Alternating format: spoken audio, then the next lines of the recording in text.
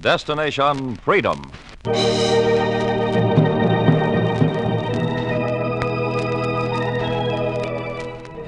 Destination Freedom, dramatizations of the great democratic traditions of the Negro people, is brought to you by station WMAQ as a part of the pageant of history and of America's own Destination Freedom.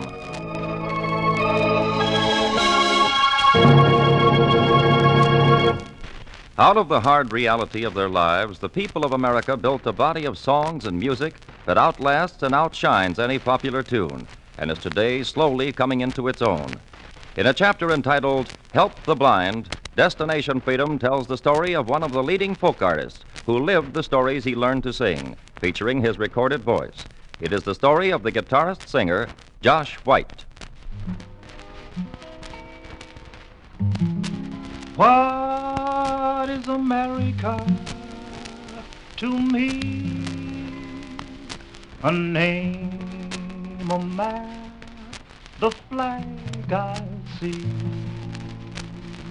a certain word, democracy. What is America to me? The house I live in, the friends that I have found, the folks beyond the railroad, and the people all around.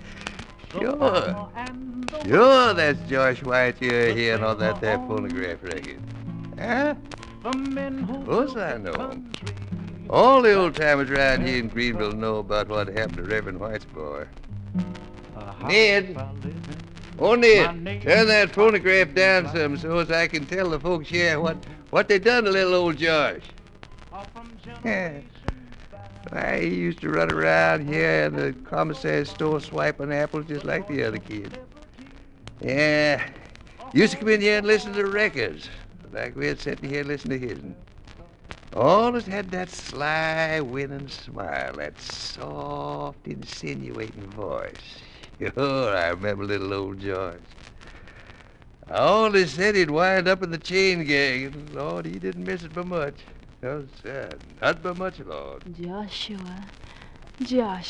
I guess it's that name that saved him. Joshua. Born and raised right here in South Carolina, his folks didn't have nothing to give him when he come into the world uninvited but that there name out of the Bible. Joshua. Old Lady Liz White had named her eighth child. Nobody around here in Greenville paid much attention. Just another kid to strain the pocketbook of poor folks. But the old lady was always telling him why she named him. Joshua. Son, I named you after Joshua in the Bible. He did great deeds, tumbled down prison walls, stopped the sun, helped folks. I want you to be like him. Sure, Mom. Sure. Yeah. Kid didn't know what he'd come into. I don't guess he cared. But Liz, she never let him forget who he was named after. She watched him grow up the way the other poor children around here grew up. To everybody else, he was just an ordinary boy, but to Liz, he was Joshua, and she had to teach him to fight. Joshua? Yes, sir? You take this money, go up to the commissary store, and bring back the bread and the change. To the commissary store? You heard me. There was gangs of white idlers around the store who waylaid colored kids, who beat 'em and robbed 'em. And if push come to shove, there was even a lynching. You mean right up to the commissary? Do I have to push you out of the house? No. Be a credit to your name. Go get the bread. Hurry now, before the store closes. He must have heard, for he come in before I'd closed. Skinny kid with a soft voice and brown eyes. I give him his bread and his change to wrap up while the idlers snickered around and got ready for the fun. Here you are, boy. Now, hurry home. I'll hurry, all right, and thanks. Hey, kid, What's your hurry? Yeah, kid, come here. We want to talk to you. I can't talk. I got to go home and take this bread. I don't have time. The idlers got hold of the kid, and he broke and went off into a wild run. They caught him and flung him on the pavement, snatched the bread, took the change, yanked him to his feet, give him a few slaps, and sent him home a-sobbing.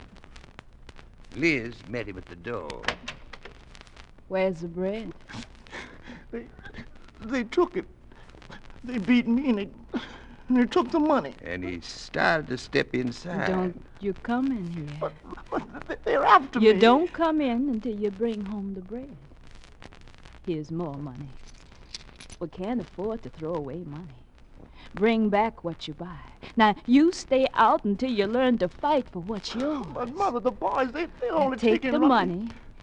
Take the stick. If they bother you, use it. But I'm scared. Mother! The soft-voiced boy stood froze for a while till he heard the key turn in the lock.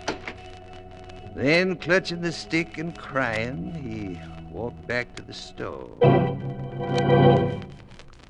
Give me a loaf of bread. Yeah, here you are. And here's your change. He tightened. He turned. He went out of the store. Hey! There he is again. Say, come here. We want to talk to you. They closed in for the talk. In fear, the soft-voiced boy let fly with his stick and felt a crack against his skull. Swung again. He flayed him. With tears in his eyes, teeth clenched, fear making him throw every ounce of strength behind each blow. Boy, howdy. They'd never seen such frenzy before.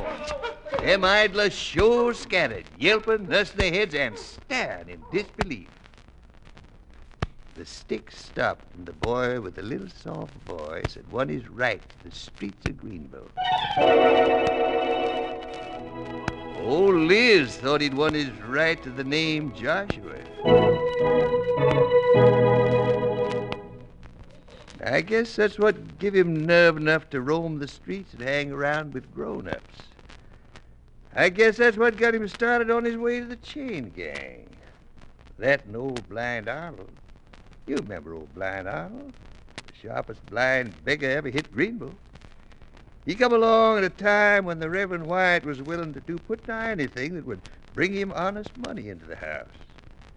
Hey, Ned, play that record old Joyce made about his work with Blind Arnold.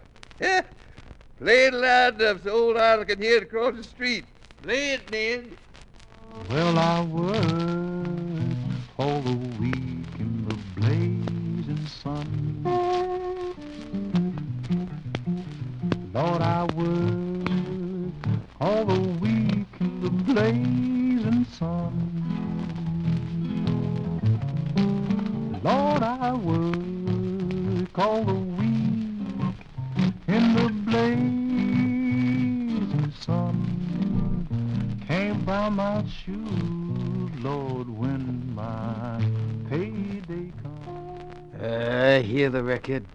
Every time I go to the commissary store in Greenville. Ain't a word of it true. Ain't a word. Hadn't it been for me, he'd have never learned to sing a note. I was blind, but I could see there was something in the boy's voice that evening. I come into Greenville with my tambourine and my cane. And I stood a long time at a corner, tapping and calling for the blind fools that passed me by to open their eyes and see me. Help the blind, please. Help the blind. Help the blind, please. Here, mister. Let me help you. The voice told me he was small, probably thin, probably from a poor family, probably hungry, probably honest. Now, are you ready, mister? Take the other arm now. All right. Walk slower. March slower. You want me to hold your guitar? Don't touch my guitar. Mind your own business. Yes. There was something in the voice I liked to hear. There was something about the way he guided me across the streets that made me remember that a blind man who travels the southern states from Texas to Florida had to have a boy.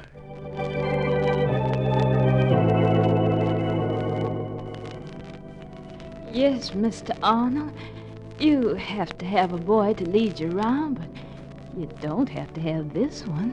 I thought you needed the $4 a week, ma'am. Oh, that's right, we do. But what's to become of Joshua? I'll take care of him. I'll see that he's fed and clothed. I'll take him off your hands. Is it agreed? Yes. Yes, Mr. Arnold. It's agreed. Help the blind. Help the blind man, please. Help the blind man. Thank you. Help That the blind. boy was an asset. Help the blind, please. The boy brought in more coins than I could alone. Help the blind And man. he was attentive, Help the blind. sometimes too attentive. As I tapped with my cane along the street, I could feel his eyes on my guitar when I strummed it. I could imagine that he looked with his mouth wide open. He was hypnotized by the songs I sang. Sometimes he'd stop the beat of the tambourine just to watch me, and I'd dig my fingers into his shoulder. Oh! And he'd pick up the tempo. And he guided me week after week and all year round. And at first, when I sang alone. Oh, Mary, don't you weep, don't you moan. Oh, Mary, don't you weep, don't you moan. Pharaoh's army got drowned dead. Oh, Mary, don't you weep. I sang the old songs, handed down to me by singers I'd heard and copied. And soon the boy was singing with me. Oh, Mary, don't you weep. I went down in the valley to pray. My soul got happy and I stayed all day. Pharaoh's army got drowned dead. Oh, Mary, don't you weep.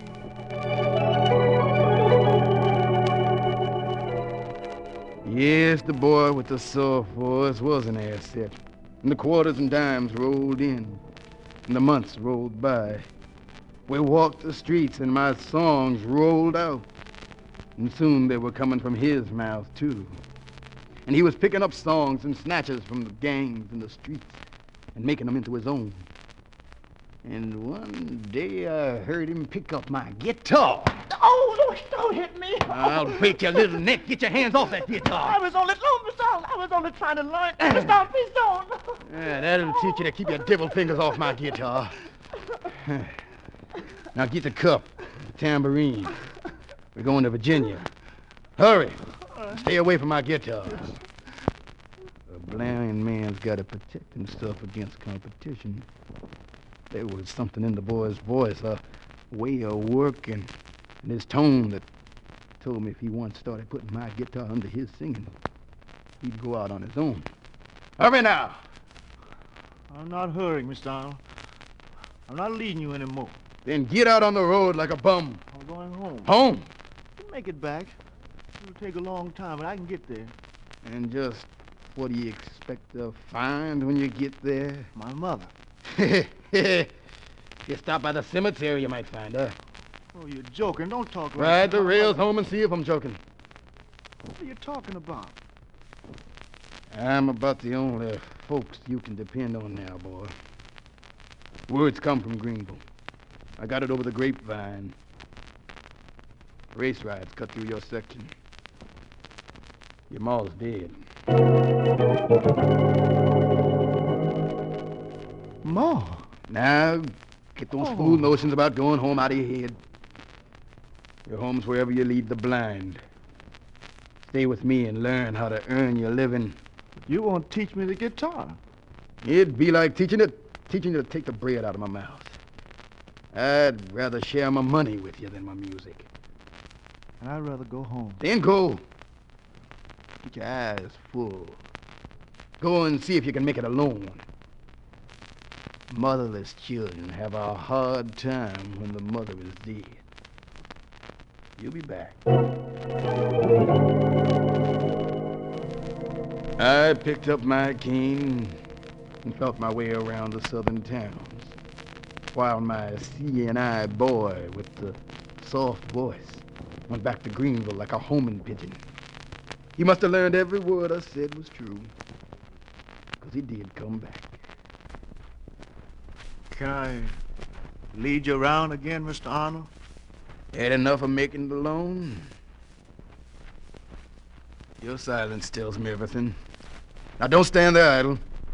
Take up the tambourine. Get to work. Help the blind. Help the blind man. Help the blind, please. Help the blind man. He led me thereafter for a good part of his life. It got to be a common sight in the Carolinas for people to see blind me and the boy Hard Times in a race ride had made into my seeing eye. He was growing up under the grip I kept on him. And as the years went by, I could hear a new strength coming into his voice. And there was nowhere he wouldn't go. In the taverns, in the pool halls, in the hotels, in the alleys. And he brought back the coins and piled them in my cup. There was something else he kept bringing back and picking up. I sang only the gospel, but the boy would pick up a phrase out of a sleepy hotel and chant it. And I'd have swung my cane at him, only folks liked it. And the nickels kept rolling into my cup. And the street words kept rolling into the boy's willing head, and he picked up the work chants from the railroad crews. He had a way of picking the words from the grapevine of old songs. He had a way of standing before the crowds and throwing back at them the little meaning in their poker-faced songs. And I had him lead me for 7 years, through Georgia, Florida, Virginia. And on weekends, I loaned him out to other blind singers, like Archie Jackson, Blind Lemon Jefferson, old Columbus Williams. And wherever I took him, folks put dimes and quarters in my cup. And I could see he was brimming over with their songs, their work songs, play songs, their dirges and ditties. And while I was blind, I wasn't deaf. Secretly, he'd steal away and twang my guitar the way I'd play it. I guess that's why I finally had to get rid of the boy. Competition with a boy like that's no good for a blind man. I took him into Atlanta one evening. We stopped by a honky-tonk tavern. I sent him in, as usual. Inside there was old Bessie Smith standing by the piano, getting ready to sing. I knew she'd spot him as something I'd cast off the minute she saw him. I knew she'd spot him. I did spot him coming in with his tin cup. And I looked over at my piano player and said, "Hey, look, Jesse. Look what the blind man sent in." I was getting ready to sing when he walked up, cup in hand. Help the blind. Help the blind, please, ma'am. Go away, kid. I'm getting ready to sing. But this is for the blind man. Hold on. Yeah. Now scram. Get out of here before the sheriff comes around looking for vagrants. Scram! Thanks, ma'am, thanks. While the piano played the blues, I watched him go out the swinging door. And when I'd finished and was about to start again, he was back. Say, ma'am, the blind man's gone. Hey, you hear that, Bessie? The kid is just begging on his own. Never was no blind man out there. The piano player didn't believe it. What I tell you, there was. He sent me in here, and now he's gone. Just got up for himself a pair and walked off. Well. Hey, Bill, call the sheriff. You know we're supposed to report these ways. Yeah, well, wait a minute. Wait nothing. You know they'll close the place if they catch minors in here. Yeah, and they'll put him on the chain gang. Better beg a boy in a chain gang than a lock and chain in the front door. Get the sheriff. He was off to get the sheriff, and the boy with the sad eyes stood and looked. And I asked, "What's your name?" Joshua. It's a good name. You scared of the sheriff? I ain't scared of nobody. Where's your home? I'm looking for one. Keep looking. What about here? You sing? Anything you can. Kid was a braggart. I could see that. He'd heard me sing only part of a song, and already he was claiming it as his own. He didn't have much time before the sheriff had come and find a home for him, and I told him about the home I'd left. of the rain and the flood and trouble. I told him about the backwater blues, and he picked up an old guitar and soaked up my song and spoke it soft and wistful, like I used to sing it myself. It rained 5 days, skies turned dark as night. Well, it rained 5 days, skies turned dark as night. Trouble was taking place in that lowland at night. The kid had a grown-up tone to his voice, and in it was the wails of a dozen blind beggars. And there was something in it that was lost. The sheriff of Tobacco County said he'd find a place to put him. I'm the sheriff of Tobacco County, and I took this singing waif out of the tavern, and as fast as I could, I took him into the court. What's this one here for? Another vagrant, Your Honor. They're cluttering up the streets of Atlanta. Yeah. How old's this one? Answer for yourself, you. 19. You're old enough for the chain gang. Got any useful occupation, maybe we can let you off to a work farm.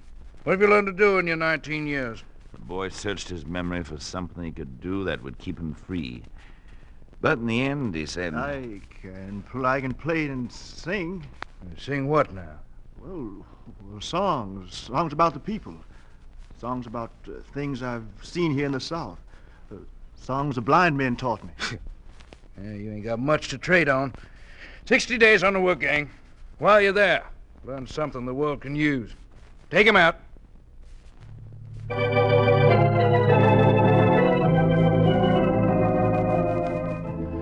I took him out and put him on the chain gang. The kid picked up all the songs the chain gangs had to offer. And on one of those evenings when the gods were looking the wrong way, he made the chains break. He was loose. He was free. He went wherever the songs took him. He went singing like old blind man Arnold had walked around, singing for his living. Like a homing pigeon, he headed for Greenville. Now, I could have told him he was heading the wrong way. I could have told him hard times had gone on ahead of him.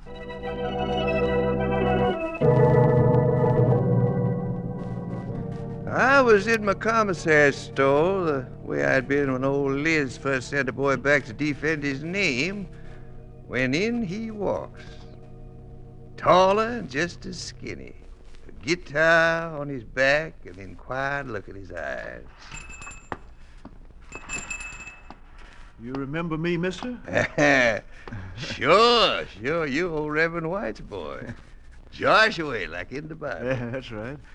Where's my old man? Hey, ain't you heard? Oh, what happened? Evicted, boy. Evicted and gone. What happened?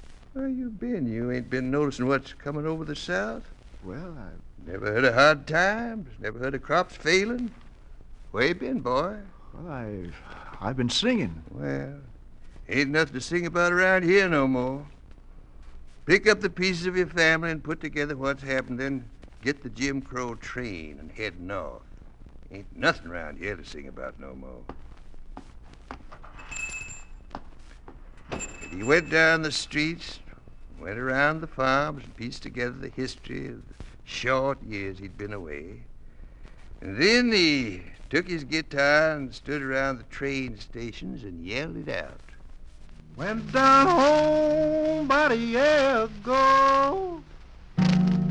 Things so bad, Lord, my heart was sore. Folks had nothing, was a sin and a shame. Everybody said hard time was a blame. A great God Almighty, folks feeling bad, lost everything they ever had. A great God Almighty, folks feeling bad, lost everything they ever had. He put the song with his other songs and took my advice and headed north.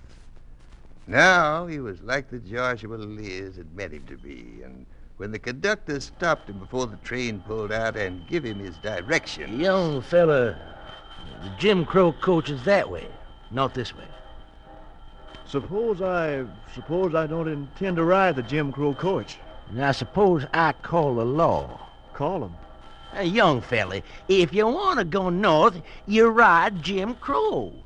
All aboard! Now, you getting in the coach lawfully, or you walking north?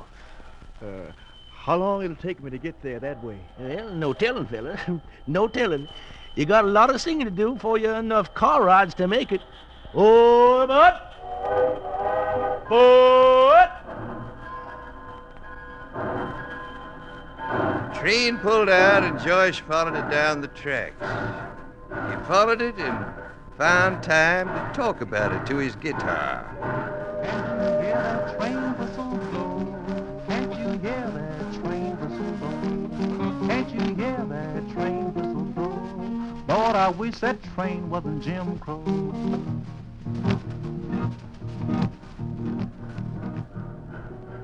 Well, that was the last song he sung down south. And if it hadn't been for that producer fella who was looking for somebody who could sing John Henry, don't reckon I'd ever heard of Liz's Boy again. On record or anywhere else. I was looking for someone to sing John Henry. One day I came into a building in Brooklyn and heard this fella humming. And I'd heard this song 1,000 times before. I knew the fella singing it. He'd been the porter in the building for the 6 years. He didn't know a note of music. He seldom sang. He'd had one arm paralyzed. And, well, naturally, I never thought that... Say! Yeah? You know all of that song? I used to know every song they ever made up. Well, suppose you come down to rehearsal. Rehearsal? Yeah, some angels are getting together to put on a show we're calling John Henry. We need somebody who can sing like an old blind man that used to haunt the streets of Greenville. Yeah, which one? Oh, this guy was way before your time. Blind Man Arnold, they called him. He's one of the characters we want you to impersonate. Well, somehow, this kid, this soft-voiced kid with his sad eyes, went right into the part like he'd been brought up and raised by Blind Man Arnold himself. When John Henry was a little baby, he was sitting on his mammy's knees. Well, he stuck out his hand and he grabbed a piece of steel. Well, that was the beginning. In the end, the folks around New York were saying he was one of the most talented guitarists alive. He went to the cafes uptown and downtown. President Roosevelt called him in to sing in the White House. He sang in Constitution Hall and the State Opera House in Mexico City. And the Library of Congress called him in, and he poured out more folk stories and folklore than any single soloist. The librarian made a note of it.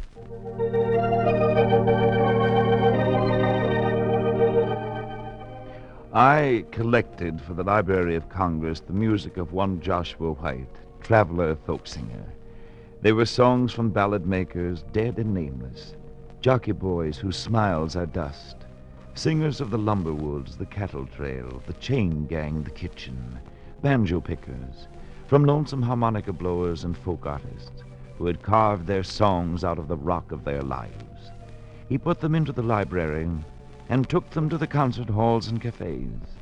He had turned the light on a music that literally led the blind towards a new path of democracy, equality, and justice.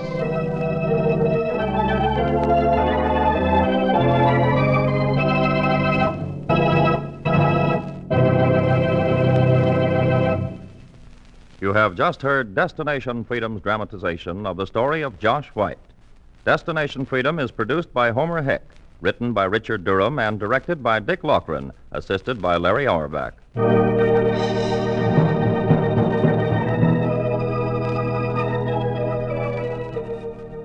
The role of Josh White was played by Fred Pinkard. Others in the cast were Wezlynn Tildon, Oscar Brown Jr., Jess Pugh, Dean Olmquist, Russ Reed, and Everett Clark. The special music was composed by Emil Soderstrom and played by Elwyn Owen and Jose Bethancourt. This is Charles Chan inviting you to be with us again next week when Destination Freedom will tell the story of Satchel Paige, star pitcher of the Cleveland Indians.